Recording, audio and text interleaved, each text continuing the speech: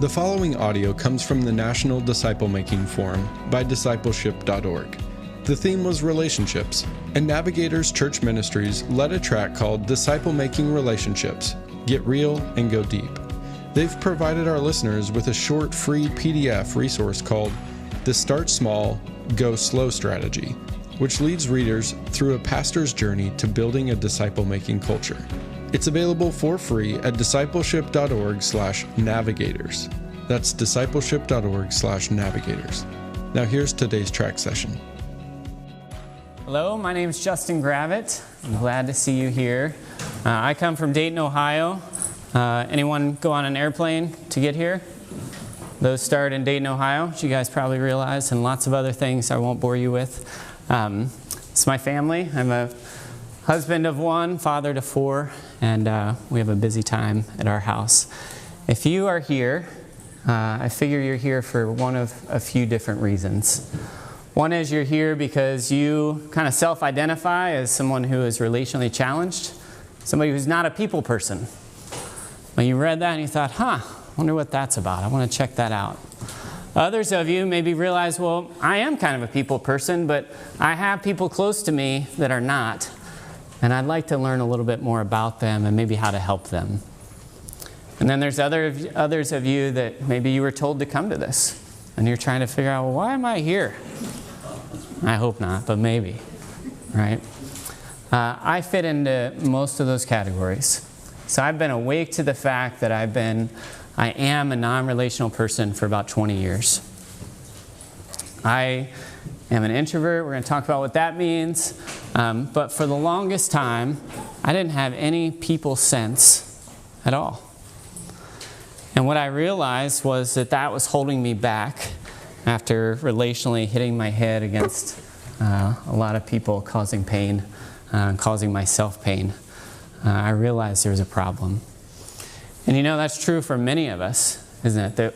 That we can see in disciple making, when we think about disciple making and talk about it, the first people in are the people who are people. Relationals. Yes, spend time with others, talk to them about God, I'm in. Invite them to hang out with me, no problem. But then there's others of us who think, spend time with others? I don't know, who are these people? Do I like them? Do I even know them? Invite them to hang out with me? I don't know, what are we doing? What are we going to do for that whole time? I had that question for the longest time. So you're telling me I'm going to sit across from somebody or a couple somebodies and disciple them for an hour? What are we talking? They're going to look to me. I don't know what to talk about for an hour. And so we sideline ourselves. We sideline ourselves as non-relationals. You can go to the next one, Roy. So the next one still. So we are on the sidelines, partially because we sideline ourselves. We say, well, that sounds great for those other people, but me, you don't know me, I know me, that's not a fit for me. But you know what else also happens? We are sidelined by the relational people. Because I don't know if you realize this, but a lot of relational people, their self-worth and their identity is tied around other people liking them. And we just don't often give off those vibes when we talk to people. I know I don't. I've had people say to me, relational people, Justin, I've never met anyone like you, because everybody else I can encourage and I can kind of see them light up and it kind of gets through. And, you know, to you it just seems like it bounces off. And you know what I was thinking as she was saying that? I was thinking, yeah, that does nothing for me. Your encouragement does nothing for me. That was 20 years ago. It'd be a different story today. Because I didn't even process that she was trying to encourage me and, lift me up a little bit. So I was just like, she was telling me things that other people had told me, so I was processing it mentally. Oh yeah, I already know that. I've heard that before. I wasn't processing relationally. And so relational people, when we interact with them sometimes, they think, well, out of all the people I could disciple, I'm not choosing Justin because when I'm with him, I feel a little uncomfortable. Because when I'm with relational people and I talk to them about certain things, I can see I'm getting through. But with me 20 years ago, you couldn't see you're getting through. And so I've had to learn relational skills the way people learn math. in books, with others tutoring me alongside. And so a lot of us, though, we don't even think about it. We don't talk about this subject, do we? We don't talk about the difference in the way that relational people and non-relational people engage with disciple making, the way that they're interested in it or not interested in it. I want you to know, if you self-identify as a non-relational person, you are at home here. You're at home here. Now, I was thinking, all right, so we have tables. The last session, I have been a participant at this event 2 years ago. I have a sense of how you might be feeling after 4 different sessions, the large group sessions, and now another. Okay, here we go. We just had lunch, right? But we're going to talk together and interact some around this issue of how do we not be sidelined? How do we not sideline ourselves? How do we not be sidelined by others? But then how do we grow into freedom from our relational difficulties? Disciple making must be relational. Must it? I don't know. We hear that a lot, right? That's the line. Is that a biblical idea? What do we think? Let's think together, throw out any verses that we can think supports the idea that disciple making must be relational. Yes, 1 Thessalonians 2:8. We loved you so much that we shared not only the gospel of God, but our lives as well, because you had become so dear to us. Excellent. Others? Acts 2:42-47. Tell us more. Meeting daily. Fellowshipping in one another's homes. I was a missionary in Thailand for a number of years. Our first week that we were there in our home in a Thai neighborhood, our neighbors just walked into our house. Hey. Oh, hey. There's no knocking. But the idea of meeting together daily for non-relationals can sound exhausting. Why would anybody want to do that? But we do have that, right? That there is that need. Others, yeah. I was just going to say, Jesus said, come follow me. Yes, come follow me. He invited us into relationship, didn't he? When he invited his 12, what did he say? Does anybody know that? Mark 3:14. Come follow me. Okay, that's Matthew 4:19. That's okay. That's a good one too.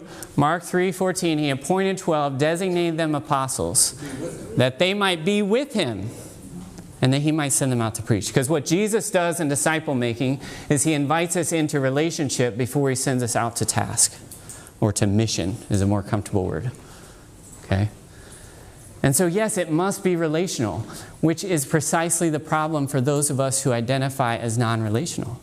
For those of us who struggle engaging with other people. Think of it this way.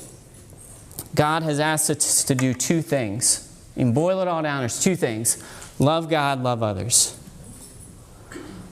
What if the loving others part you can see you're not so great at and you don't even like it? It's the reality sometimes. And so what do we do about that? There's a lot of terms that we need to define before we get much deeper into this. First one's term introvert. In our culture, the word introvert is thrown around synonymously sometimes with those who are socially awkward. That's not a good definition. Okay, an introvert is a person whose attention is aimed inward and whose energy is replenished through time alone. So I'm an introvert, and so when I move through the world, my attention is focused in here. It's focused either on what I'm thinking, what I'm feeling. I'm not focused on others. I had to learn to do that. But naturally, that's not how I operate. And to replenish, to refuel, I need to get time alone. Or maybe just with my wife. But I can't refuel in a room like this. That's just not happening. So introversion, there's nothing wrong with it. About 1/3 to 1/2 of the population are introverts. We are an extroverted culture in America, very much so. Yeah, that's a great question. So I would say it's not necessarily pride, but it can become pride. Okay, and we will get further down into that later on. And just so you know, I wanted to mention this at the beginning, but I didn't. I'm going to have at the end, hopefully we'll have 15 minutes for questions as well. But that's a great question. But what psychologists and psychiatrists will tell you is that this is inborn. This is not a choice that we're making, to refuel that way our attention. That's part of our design as people. Yes. Yes, and we will get to that. Next term we need to define, shyness. What does it mean to be shy? Shyness is excessive self-consciousness, self-evaluation, and preoccupation with self. So this is more we might think about, you could see how pride might be considered part of shyness. Shyness is something you do, it's not who you are. Shyness is something you do, it's not who you are. 40 to 45% of American adults describe themselves as shy. 90% of American adults would describe themselves as shy at some point in their life. So 90% can relate in some way about being shy. Now, we don't use this word much anymore, do we? Shy, shyness. The word we use now is social anxiety. So the modern term for shyness is social anxiety. Now, we have to distinguish a little bit, because there's also a psychological phobia that is identified as social anxiety.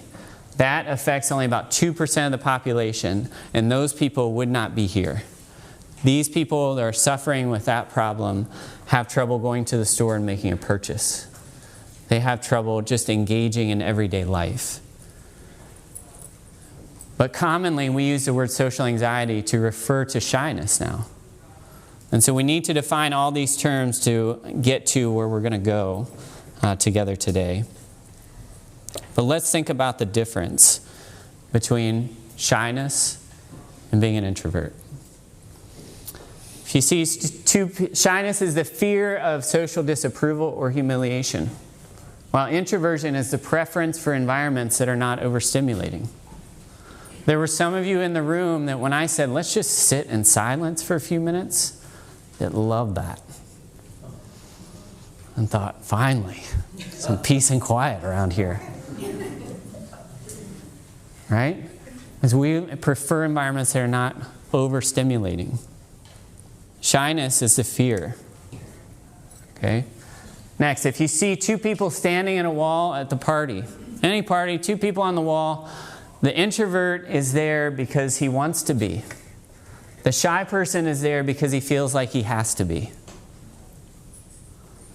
They're there because they're afraid. They're there because the person who is shy might be standing over here on the wall and looking at everybody else having a great time and thinking, man, I wish I could do that. I just don't know how. The introvert's just standing there because he wants to be standing there. You're not afraid. You're just like, just stand here for a while. Introversion is born, social anxiety is made. What I've found is that as I've walked the road in my own life, I've begun to be able to see in other people when they are dealing with the same things that I have dealt with and continue to deal with to a lesser degree. I not only see it in my church when I'm interacting with lay people, but I also see it with pastors that I work with. You see, the thing about shyness is it can morph sometimes. So sometimes we can be shy in social settings, but in our work we view ourselves as playing a role. And so I know what a good teacher looks like or a good pastor looks like. And so they can go and initiate with people when they have their pastor hat on, but when they go to their wife's work party, they stand on the wall because they're afraid. So this runs deep. Okay? But imagine one of the biggest things God's asked us to do is your greatest weakness. That's the reality for some people. Here are some questions that shy people are asking of themselves, of their pastor, in the counselor's office. Why am I always uncomfortable around people? Why am I so afraid that expressing who I really am and how I really feel would make people reject me? I feel so lonely. Why can't I just get over this and engage with people? Why do I feel on guard in every interaction that I have? It's exhausting. And those of you that deal with this or have dealt with this, you know what I'm talking about. You can feel it physically. The tension and the guardedness that you feel when you begin to interact socially with people. Even if you're able to do it, internally you're like this, and you're tense. Why do I tense up when I walk into church, pass through a crowd, until I make it safely to my seat? You know the feeling. So what do we do? I want to root and illustrate even further what I'm talking about in some vignettes. Okay, so the first one we're going to look at is a guy named Bill. Bill's 43 years old and he's an accountant. He's an excellent father and Boy Scout leader. He's at a work party. He stands on the wall because even though he's trusted and competent at work and at home, social situations are his weakness. You never know it by looking at the guy. But as a kid, he was picked on for being clumsy and just different in general. His self-image is not quite good enough, drives him to excel in many situations. But at parties, just doesn't know how to blend in. Showing up to the party was an act of courage for him because for the entire hour that he stands on the wall, he feels trapped, embarrassed, and out of place. Bill makes an effort, but after an hour he goes home feeling ashamed and like a failure. But as he drives home, he reminds himself, well, at least I went. At least I went. Next, there's Holly. And as I'm reading these, I want your antenna to be up about the similarities and differences that you can see in these people. Holly's 28 years old. At a church picnic, she's a nurse and mother of 2. She stands behind the food table, ready to act whenever the food begins to run low. Wherever she goes, she helps any way she can. Her such readiness to lend a hand earns her praise. And after all, we're never more like Christ than when we serve. It's true, but there's a deeper truth that Holly carries with her. She stays busy to avoid the deep discomfort she feels when talking with strangers and acquaintances. For as long as she can remember, such situations cause her brain to go blank. She's never sure what to say and hates how exposed she feels in those situations. When the picnic ends, she helps clean up. And as she leaves, she collects her thank yous and goes home feeling good about serving, but wishing she could connect more deeply with others. Finally, there's Alan. Alan goes to a child's birthday party. He's a high school English teacher. And he's taught at a Christian high school for the past 8 years. At school, he's engaging and assertive. In his mind, that's what great teachers look like. His quick wit and warm smiles have made him a favorite of both students and faculty. Today, he's driven his 7-year-old daughter to a friend's party and he brought some papers to grade. He finds a seat off to the side of the party room and starts grading. After a while, another adult walks up and offers him some cake. Without looking up, he says, "No thanks." An hour later, his daughter appears in front of him as the party ends and they go home. Alan leaves feeling happy because his daughter had a great time and he got most of his grading done. 3 different situations, 3 different people. I want you to talk around your tables, or those of you who are back there, just 3s or 4s. And I want you to share, what did you hear? What were the similarities? What were the differences? And then we're going to talk about these 3 people and what's going on with them. Okay, so go ahead. Okay, let's come back together. Let's come back together. What I want to hear from you guys is, what were you talking about? What were the similarities that you saw? What were the differences that you saw? Okay? There's a lot of talking, so I know you have things. What did you see? Yeah? They all did really well in their work environment, their roles that they played there. Yeah, so they all did really well in their work environment and professional lives. Excellent. Other similarities? All parents. All parents. Okay? They all went. They're all what? They all went. They all went. They all engaged somewhere, right? Life demands that of us, doesn't it? I wouldn't say they engaged. They all They all went. They didn't all engage with people, but they all went and engaged with some event, right? Okay. All right. Yep. So they physically went somewhere, right? What else? Some use tasks to avoid interaction. Some use tasks to hide, really, right? Yeah, so that was a difference, right? Yeah. So why did he do that? Hey, he wanted to grade papers. Task-oriented. Was Alan an introvert? And did he have shyness issues? Not that we know of. All we can see is that he is exhibiting the traits of an introvert, but also somebody who's non-relational, right? Somebody comes and offers him a piece of cake, he doesn't even look up. No thanks. Right? No others awareness. If you were here in our last session, he does not have others awareness. But we can't see any indication that he's shy or deals with social anxiety. He did say thank you. That's something. Could have been worse, right? Others, similarities, differences. Holly seemed to be seeking approval. Okay. Where the other two avoided engaging, being disapproved. So Holly seemed to be possibly seeking approval, right? She's certainly getting a lot of approval. I agree. Yeah. And so did Bill. Yeah. She hit our job. She had a great year. Isn't that interesting? Because if we knew Holly in our church communities, we might never know. We might put her up on a pedestal. Look at what a great servant she is. But her heart was not doing it to serve. In her heart, she was hiding.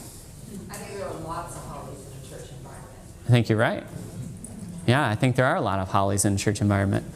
Men and women, right? And I think there are introverts and extroverts Hollies. Yeah, great point. So, extroverts can have social anxiety too. You know what they look like? They're the people that come and they talk your ear off and they don't have any others awareness. Or they're so over the top they have to be the center of attention all the time. They don't know how to engage, but they're engaging in a different way, right? Whereas introverts with social anxiety will tend to withdraw. Extroverts with social anxiety will engage, and a lot of times it's over the top engagement. But you're right, great insight. Other things you guys observed. And so that was to help us illustrate and to see that, remember that quote, if two people are on the wall, the one that's an introvert's there because he wants to be. Those with social anxiety are there because they feel like they have to be, they feel trapped. So Alan, the guy who didn't talk about feelings, he doesn't feel trapped. He's just doing his thing, right? But he's also not aware of others. Let's think about if a disciple maker was looking for someone to disciple, how might they respond to these three people? Here's what I think. I think if someone was looking at Bill, now we're thinking about not experienced disciple makers, but new ones. People who haven't done this much. Okay? With Bill, here's how I think people experience Bill. His colleagues like him, but feel pushed away by his presence. Not in an active way, but in a subtle, our interaction really doesn't really matter to me kind of way. Disciple makers may feel intimidated by him and wonder if they could really help him. Externally, it looks like he has it together. And so they're unlikely to pursue him because they would be depending on other people wanting their help. And Bill's not putting that vibe out. He's got it together. Right? Holly. Those who know Holly wish they could be selfless like her. As they talk to her, they feel insecure because she never really engages back. She's polite, but sticks to pleasantries, and then conversation kind of dies. Disciple makers may feel insecure because she is such a great servant. Others may feel put off because of her disinterest in conversation and talking together. And so they're unlikely to pursue Holly because they don't feel like they're good enough to help somebody like Holly. Alan, some parents thought Alan was abrupt and a bit rude. He didn't talk or engage at all, but other people in the room envied his confidence to just do what he wanted to do with that time. Disciple makers may be put off by his lack of social skills, but I think out of the three, he's the most likely to have somebody approach him for discipling, because he would be convinced that he needs it, right? He could be easily convinced, well, yeah, I guess everything in my head, he hears about disciple making from a sermon or something like that. Oh yeah, I guess I should do that. And then he would engage and other people might engage him. But as you can see, non-relational people are not putting off vibes. Hey, you could really help me. I'd love to spend time with you. So what do we do? But before even what do we do, what are the roots? Because we want to get down to the roots of what is causing social anxiety. What is causing shyness? Introversion, that's born, that's fine. There's no need to do anything about that. But our lack of ability to engage and to love others, that's what we need to think about. You see, I came to a point in my life where I realized other people didn't enjoy being with me. They didn't run away. I mean, it wasn't like a horror scene or anything. But when I would talk to people, I mean, I felt uncomfortable. And then I kind of felt like they were uncomfortable. And then, it was, how it goes. So then, I realized, okay, well, people that I'm acquaintances with, they're first going to talk to other people. And if I happen to be around, they're talking to me. And I had to deal with the fact that God had called me to love others. And they were not experiencing love from me. It was hard. Now, I like to challenge people, so there are still times that people don't like interacting with me, but I know it's happening. And it's not all the time. And so if we are going to be a follower of Christ, let alone a disciple maker, God has called us to love others. Well, are we really loving them if they don't experience us as loving in general? I would suggest that we're not. And I would also suggest that a lot of that is on our shoulders. So what are the roots of this and what do we do about it? Let's look at Bill. So Bill, in our description here, if you look at his self-image, we have a slide, I think, coming up. He was always picked on growing up for being clumsy and just different in general. His self-image is not quite good enough, drives him to excel in many situations. Hurts. If you were with us last session, we talked about relational hurts. A lot of times we absorb these as children or whatever, and we take those hurts, and then we view ourselves in a certain way. And then we act out of that image. And so for him, that's what it was. Let's look at Holly. Next one. So Holly stays busy to stay away from the deep discomfort talking with strangers and acquaintances bring. She hates how exposed she feels in those situations. So this doesn't tell us a ton about the root for Holly, but it does tell us why it continues. Because when those situations occur, she feels exposed. And that means when she is feeling exposed, she feels like there's something not quite right inside that others might see and run away from. Let's think about Alan. No, we'll do this quote first. So, control. So both of those are trying to control others. Okay? Both Bill and Holly. Control is our own personal version of the way we try to guarantee love and security, so we won't have to trust God. So the way that Holly manipulates others to giving her love, and that's a harsh word, and I get that. And I'm not suggesting that for Holly it's even that conscious. It may or may not be. But what she is doing is she is trying to get love from others, and she has found a reliable way to do that by serving. And it also conveniently keeps her out of those situations that make her so uncomfortable.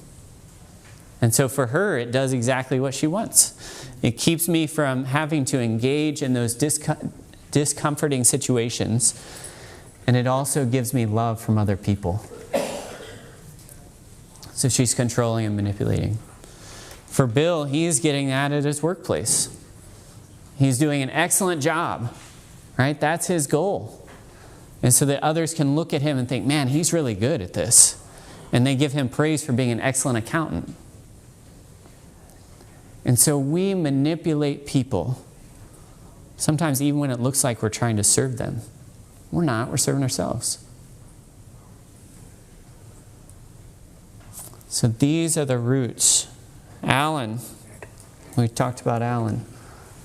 Alan was happy and had a good time. I don't know why it says she had a good time. He had a good time, and he was able to get most of his grading done.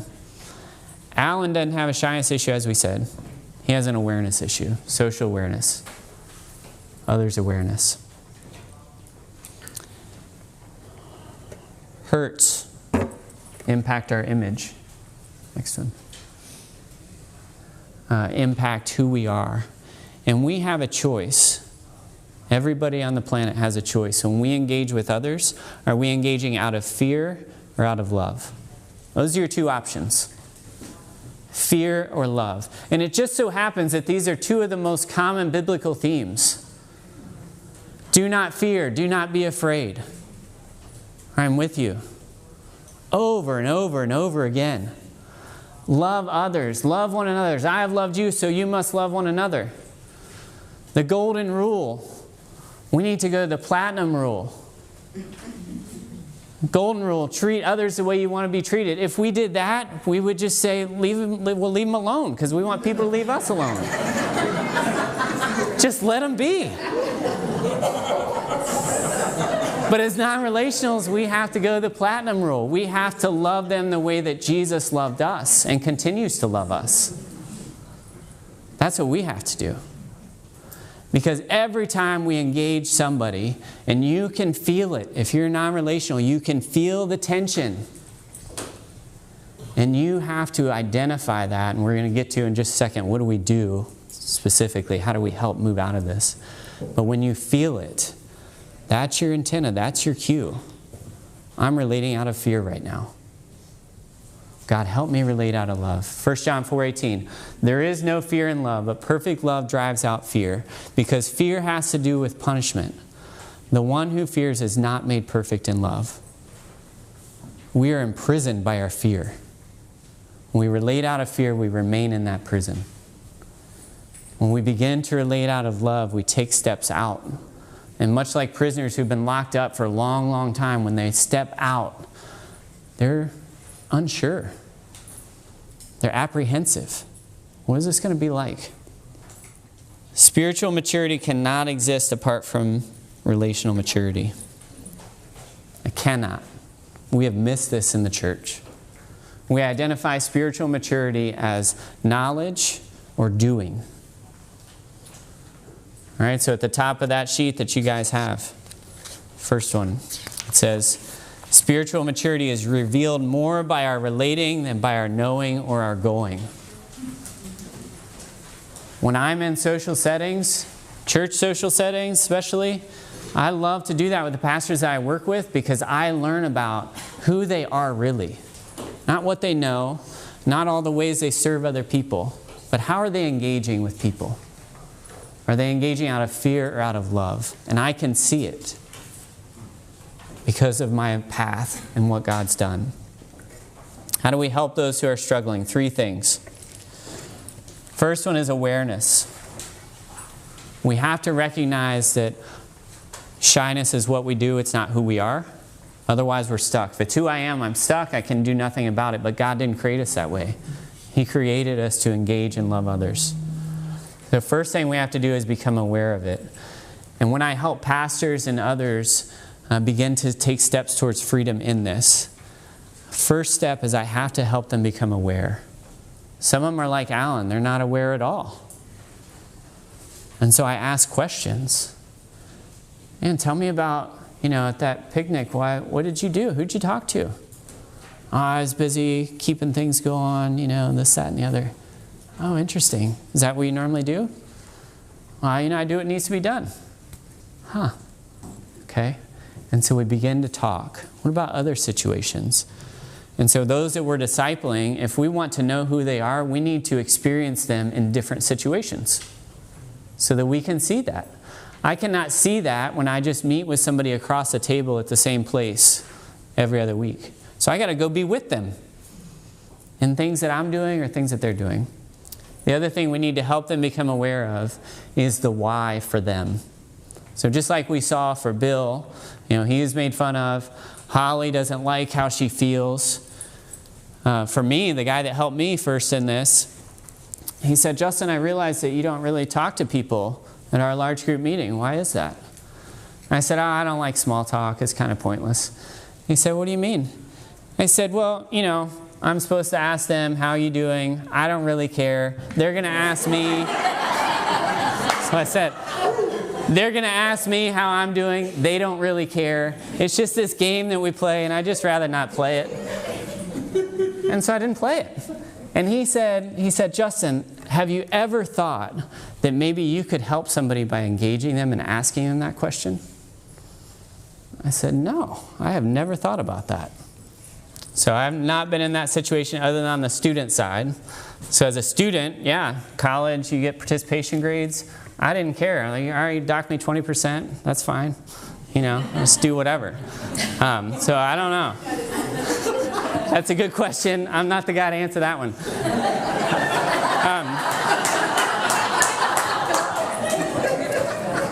But we have to uncover the why. So for me, I had to uncover, and I had developed over time a view of myself that I'm not good with people. I'm just not. And not only am I not good, I didn't really mind that I wasn't good because my heart for people was not developed. And for disciple makers, when they look at people like us, they might say, well, they don't really care about people. Well, sometimes that's true. The other times, it's not true, but they just can't see it because of our social anxiety and shyness issues. We really do care and want to engage, but we just don't know how. And so we get passed over and sidelined. So we need to help people become aware of the root. Where does that come from you? A great book on that, Understanding People by Larry Crabb. Larry Crabb has a lot of great resources on uncovering what is going on in there. And why are you relating the way that you're relating? Inside Out's another great one that he has published. So awareness is the first one. Authenticity. So this is one of the first problems or first obstacles that we come to when we start helping somebody through shyness issues is the authenticity thing. Because what we're encouraging them to do is to engage with people, and in our culture we have to engage with people in certain ways. And so we have to ask, how are you doing? Well, yeah, I need to ask that, but I really don't care. So you're telling me I should ask anyway? Yeah, you should ask anyway. Okay. And what about when they ask me how I'm doing, and the reality is I'm not doing well because I don't even want to be there? What am I supposed to say to that? Am I just supposed to say good? Yeah, that'd be fine. Say good. So, right, hurtful event, whatever that was, we can trace it back a lot of times. The belief about ourselves, the image about ourselves, and then the goals that we have, so that's manipulating, right? So how can I stop that from happening anymore? Well, I can become really good in my field, and then people will praise me for that. And then I don't have to worry about the personal connection because people will come to me in admiration. And then behavior, so that's the outworking of that. But the authenticity, so what I help people figure out is you need to get to the deeper truth. And so when you're talking to somebody, when you stop talking to them, a lot of socially appropriate to say, it was really nice talking to you. Now the reality is you might have wanted that conversation to end 10 minutes ago because it wasn't so great talking to them. And that is true, but there's a deeper truth. There can be a deeper truth. And the deeper truth is God has called me to love people. And I'm trying to show love to this person. And even if I failed in that or don't know how I've done in that, what is the deepest part of me is that God has given me an opportunity to show love to this person. And so I can look at them and say, it was nice talking to you. Or I can look at them and say, I've been looking forward to seeing you today. Now the reality is, on a certain day, I might have wished that they'd canceled. I mean, that's just a reality for some of us. But we can get in front and say, I've been looking forward to this because at the deepest part of who I am, God has called me to love others, and He's given me another opportunity. And so for a lot of non-relationals, when we start walking through the process, when we hit that obstacle of authenticity, it really helps us to move through that because I can be authentic and socially appropriate at the same time. And a lot of times we don't feel like we can until we understand that deeper truth principle. So awareness, authenticity, and finally action. So where is the front line for you to engage this battle, or for the person that you are working with and helping to engage the battle? For some, it is a work party coming up. For others, it's I'm going to go to church instead of making a beeline for my seat. I'm going to choose to find somebody and ask them how their week was. And so, I can't tell you where that is or where it should be. It's going to be different for every person. But as we're engaging people in that, we can help them process it. Well, what do you think that looks like for you to take a step out of your comfort zone to try to love somebody and not protect as much? And you have them do it and they come back. How'd you feel? What was that like? How'd it go? And sometimes we need to coach them on people skills. Other times we just need to encourage them because they will probably feel awkward. Okay, well, yeah, you felt that way, but the more we do it, the less you feel that way. And even if you feel that way, what does God call us to do? Awareness, authenticity, and action. A relational mindset. Okay, in a moment I'm going to have you return to your table discussions. And I want you to talk about those three things: awareness, authenticity, and specifically action. Now, there are some non-relationals in the room. Around your tables, you don't have to talk about yourself. You could say things like, well, I think if I was helping somebody, this might be a good place to start. Or this. And so just so we know, we can create a little bit of that distance that might make us feel a little more comfortable sharing. If you need that. If you don't, that's okay. Okay, but let's take 7 minutes and we're going to engage around the table on those questions. Awareness, authenticity, specifically action. Spend most of your time there. And then we'll share back and then we'll have a little bit of time for questions. All right, let's come back together. Wrap up your conversations. What were the things that came out of your discussions? What were some of the things that were shared around your table? What were some of the things that were raised as you guys were interacting together? Okay, we're with me? Okay, what did we hear? What did we talk about? I see, all talk before I start again, and then silence. Okay. Yeah. What did you guys discuss? What came out of those discussions? We did a lot of discussion. Yeah, so the interaction, right? I've seen, I don't know who said this, but somebody said introverts don't know how to make friends. They just get adopted by extroverts. You heard that? I thought of that and I was like, there's some truth there. I can see that in my own life sometimes. But so normally we're open, right? When people are interacting with us and they're easy to talk to, great. And so, yeah, but the interaction, there's a whole other workshop we could do on that. Other things that came out of your discussions? Yeah, excellent. So preparing something beforehand, right? So this is big. So I have a disciple-making scale that I've written about. There's the relational side and the intentional side. And people who are intentional are normally non-relational. Okay, and so the relational people, what I work with them a lot on is becoming intentional. So how do we do that? Well, those of us who are non-relational, we're normally pretty intentional. And so we can take the time before we get into a situation and think, okay, what can I ask today? What I have to do is think about, what am I going to share today? Because for me, I always get slipped up by the question, how's it going? What's new? I don't know. And so I think about, as I'm driving to a social setting, I will think about, okay, I'm going to get that question. What am I going to share? What am I going to share? And sometimes I forget, in the situation, my mind will go blank. And I still do that. Okay, that's all right. Another simple acronym that I use a lot in those settings is FORD. F is for family. O is occupation. R is recreation or hobbies. And D is dreams. This is so helpful when you're at a wedding or some other place where you're going to be talking to people. And, if you don't talk, our culture it's awkward, right? If you're not talking. Not every culture is like that. That's a means of being an extroverted culture. Yes, family, occupation, so what do they do for work? What's their family? What do they do for work? Recreation, so what do they enjoy doing when they're not working? Why do they like that? So we can, big conversations to have. And then last one is dreams. Where do you see yourself in 3 years? Or what do you feel like God is doing? If you're talking to a believer, or where would you like to be? Career-wise. There's all sorts of things. So for me, that's just an anchor that helps me. That when I'm in that situation, I can't think of anything to ask, I go back to those. Well, when they ask you those same questions back.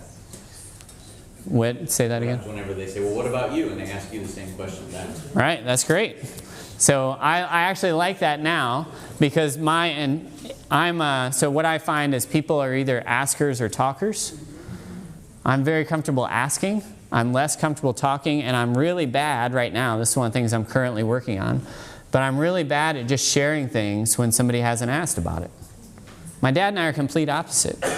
My dad will share with anybody, and it's not like he's talking your ear off. It's like, oh yeah, you want to hear it? I really struggle with that. But he doesn't ask a lot of questions. And so growing up, that was a struggle for me because I interpreted that as he wasn't that interested in what was going on. His take, because we've talked about it, was, well, I didn't want to intrude. I thought if you had something you wanted to share, you'd tell me. All right? We're on both sides. So we're askers or talkers naturally, yeah. Well, related to that, when right. Exactly. Yep. And that's where we have to get to that platinum rule, right? Because some things that work for lots of people, when people are doing it to me, it doesn't do anything for me. But I've had to learn, well, most people are not like me. And so when I can help and engage and encourage, that really seems to bond and get a lot of trust, right? And allows me to love them the way that God has called me to love them. All right, we have about 10 minutes for questions. Yeah. So you're talking about reaching them in terms of social skills, engaging others, stuff like that. Yeah, I start right away. So I have, you saw my family, 8, 6, 4, and 2. We have conversation, and when we have people over to dinner, everybody but the 2-year-old has to ask a question to the people that are there. And we'll say, all right, they're coming over, what are you going to ask? And so we're thinking about it beforehand. We've talked about why we do that. Because we don't want them to feel like they're just, along for the ride. And part of my story is I was never taught any of those things. And yes, because there's teeth. And so there's a consequence. So for my kids, you don't ask a question, there's something that happens, right? Because we expect them to do what we ask. And so I would have, but I wouldn't have seen the value until I was older. But what we're trying to show them and teach them is, here's why. Because we want to love people. You want people to love you, right? Yeah. Okay. Well, here's a way that we as people interact. They're going to ask you something about school probably. You need to ask back. Now with my 8-year-old, we're to the point where, all right, you should ask a question. The other thing I want your antenna up for is if somebody asks you something, if you can ask them that same question back, you need to do it. Now sometimes that doesn't work, right? So how's school going? Well, they're not in school. And so she hasn't done that, but I say, well, what you can ask then is you can ask about how their job's going. And so these very basic fundamental people skills that honestly, I feel like most people just intuit growing up. They just get absorbed. But for me, it never went in like that. I wasn't aware, and I didn't know it. And then I went off, and there were a lot of consequences, both in my work life and in my personal life, as a result of not being aware of things, because people made judgments about who I am in my heart because of all that. Yeah. So how did I start becoming aware, and what was the catalyst? So the catalyst was men who was investing in my life, discipling me. The first guy I told you, that was the first conversation, the small talk one, that I had a bell go off. Another one was the encouraging conversation that I mentioned earlier. But I felt God calling me into vocational ministry, and this is how far back I was. I didn't even process that that would be a relational thing. Not at all. I had a love for God and a love for His Word, and I thought the more I know God and His Word, the more impactful I'll be in people's lives. And I was partnered up with a guy who was the ideal people person of the world. We'd go into groceries, and he'd get free stuff from the checkout ladies, and I was like, what is this? And so after a month of living with this guy and pioneering a work on a campus, he had guys coming over to our apartment like every day, knocking on the door. Hey, is Drew around? Is Drew around? You know, I'd be answering. And one day, it was a guy that I had been trying to interact with and chase down. And he kind of knocked on the door, and I thought, oh, it's, you know, somebody here to see me. And we talked for a little bit. And he's like, hey, is Drew around? And I was like,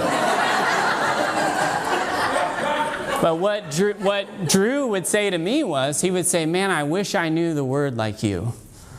And I wish I knew God the way that you knew it. So I knew that it wasn't just in my head that I thought, well, I know God and His Word better than Drew, but yet he's having such a greater impact on people. Why is that? And I had to come face to face with that, and it was really hard. And so what I did, somebody had given me a book called Becoming a Person of Influence by John Maxwell. And I had read it before, and I didn't think much of it. I was like, yeah, it's basic, yeah, integrity, love people, yada, yada. But I never asked the question, well, am I actually doing this in people's lives? And so I could see the stark difference, and I was missing something. And so I just started reading that book, and I outlined it, and I read it probably 10 times. And then I would take each chapter, and I would say, okay, this week I'm going to work on encouraging. And so that was my point of action, right? And so I would say, okay, well, I'm not encouraging people, so I'm just going to try to encourage people this week. And then I'd go on to the next chapter. And I did that for years. And I would ask people, you know, tell me about how do you experience me? When we think about spiritual maturity, and I said it before, it is revealed more by our relating. Because isn't the heart of discipleship, the heart of making disciples, it's about who we are, not what we know. We are the messenger. We don't bring a message. We do bring a message, but the message is us. And so for me, and you guys all know this, there are certain people that when you sit down with them, you're very comfortable and it's easy to talk to them and you feel accepted. And there's other people where it's hard to hold a conversation with them and you just feel like, I don't want to be doing this right now. And I want to be the type of person that when people sit down with me, they feel comfortable and open up. I feel like if I'm doing that well, that's what I see Jesus doing. I mean, look at His interactions with people. And so what are the things in me that are holding me back from that? And that's where I have to engage. So that's a long answer to a good question. You've been listening to the Disciple Makers podcast. The message you just heard was from Navigator's Church Ministries track called Disciple Making Relationships. Get real and go deep. Make sure to download their free PDF at discipleship.org/navigators. In addition to this podcast and that resource, you'll find other great discipleship resources at discipleship.org as well. May the Lord bless you as you seek to grow as a disciple maker.